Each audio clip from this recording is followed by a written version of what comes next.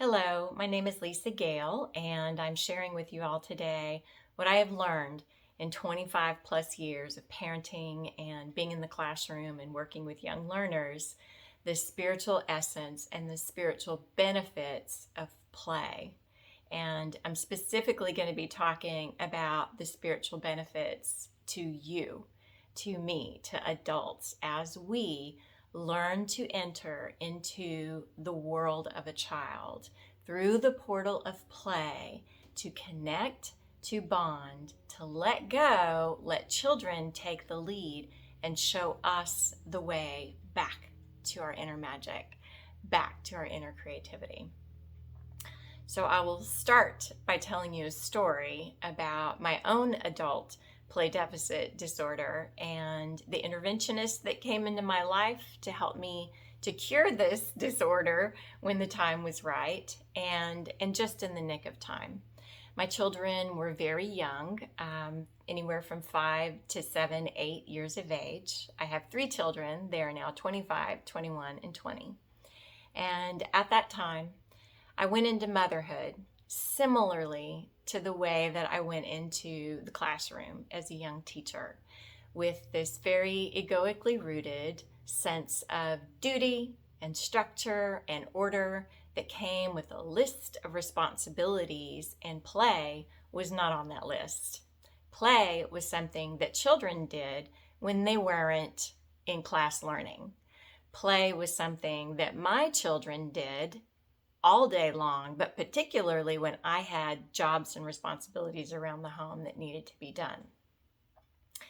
In those times, my children would come to me when I was busy cooking dinner or doing some kind of busy work, as we tend to do around our homes, and ask me to play with them. Mommy, play with me. Play with me. When can you play with me? And this was overwhelming and even draining sometimes as a young, tired, exhausted mom who was sleep deprived. I'm sure many of you can relate to that. And so when they were about this age, 5, 6, 7, 8, we met some friends at the park who became fast friends. And I immediately noticed this dad because he was playing with the children. Myself and the other moms at the park were sitting on the bench, chatting with each other. Some of us were reading our books, but none of us were on the playground playing with our children. This father was. And the more I watched him, the more intrigued I became. I noticed several things. He was letting the children dictate the play and make the rules. He was following the children in their play lead, and he was taking a back seat in his role as a father and his roles and responsibilities and duties that came along with that title. And this intrigued me. It awakened me. I think that upon reflection, something deep inside me shifted. In my brain, a switch flipped that there was another way to parent. There was another way to be. Because the most important thing that I saw this dad doing was having fun. He was having a good time with his kids, and his kids were having a great time with him. So, like any good educator or any good student, I took this opportunity to learn more about how to play with my own children. One day when they were swimming in these little blow-up pools that we had put in our front yard, immediately it came to me that it occurred to me through my inner voice that this is going to be a great opportunity today for me to learn to play. So the educator in me says, I have to go get my notebook and a pen and get a chair and sit and watch, and I'm going to learn how to play. And I caught myself in just this hysterical state of really a mental breakdown of sorts that happened instantaneously like this. Caught how absolutely absurd and ridiculous that sounded. Because the only way to learn about play is to do it, to enter into play. And that was my opportunity that day to step through that portal myself, to enter into the magical world of my own children and to bond with them in completely, entirely different ways. 25 years later now or more, my reflections on what has happened over the years since I first learned to play with my own children and then began to apply that into my work with my students and other children in my care is the nature of what I want to share with you today. And then I want to invite you into your own experiences of play. So what I'd like for you to do now in a moment is to pause this video, and I'm going to give you, the educator in you, the opportunity to put pen to paper and just spend a few moments reflecting upon, writing about, or drawing about what your experience of play was like as a child. Was it allowed? Was it permitted? Was it revered? Was it respected? Write about those things, those experiences that you had. And notice what emotions come up for you. And that's part one. Part two, as a teacher and or as a parent, write about your experience of play with your students or with your children. What have your experiences been like thus far? Maybe yours were better than mine. Maybe you didn't come into parenthood or educator hood with play deficit disorder. Maybe you were a little wiser and more aware than I was. But write about that. Notice what comes up for you. What are the thoughts? What are the memories? What are the emotions of it? And then come back and press play, and we'll begin the next part. So welcome back. I am curious what you noticed. Did you notice some feelings of tightness in your body? Were you resistant to even doing that exercise? Like me, were you just eager to get into the business of play and learn more about play? Maybe there was a grief or a sadness that came up for you, whatever it was. Honor the thoughts, honor the feelings. They're yours. There's no judgment. Pure awareness. Pure awareness is all that you're invited to. So what I want to talk about now is some of the reasons as my left brain has become engaged in being curious about what's happening in my play experiences with students and with my children are a few things that I have learned. One is this concept of entrainment and how it applies to brain waves and brain states. As a young mom, I had learned meditation practices. I had pretty consistent spiritual practices in my life at that time. So I had already begun to access altered states of consciousness, that theta brain state of pure creativity, innovation, meditation, awareness of expanded consciousness. What I noticed when I entered into play, particularly letting my children or other children take the play lead, is that I could access that state of consciousness through that portal of play. And I believe that it is in part because of this concept of entrainment. When children up to perhaps 13 years of age are predominantly in a theta brain state, and that's what we're attempting to access when we go into meditation and spiritual practice, children's default is that theta brain state. When we let go and connect with children in that way, in that state, it entrains our brains as well. So yes, while it is entirely true that in a classroom setting, in a home setting, we are vibrationally entraining the others in the environment like a tuning fork, in this case through the portal of play. Children are entraining us back to ourselves, back to our own true nature, which is authentically to play.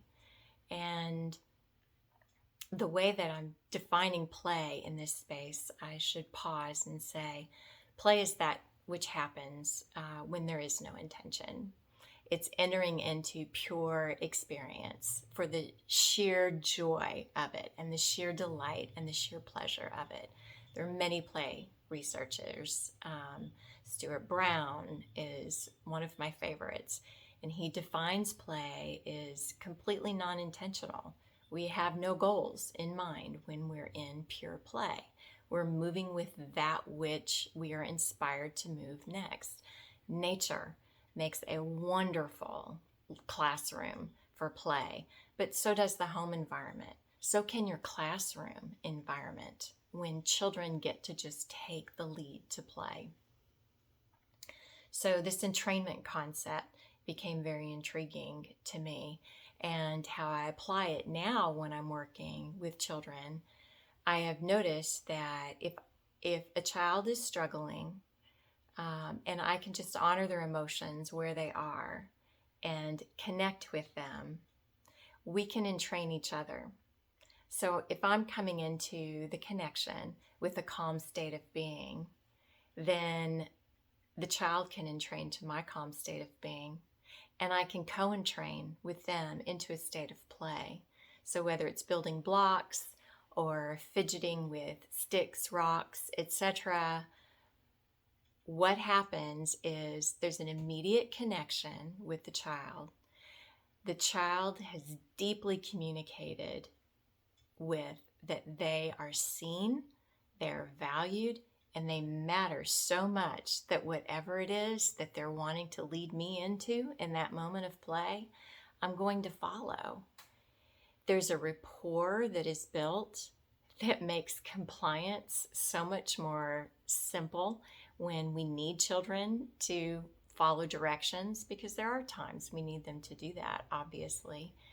And it becomes so much easier when the child knows this is someone who sees me, gets me, knows me, and values me.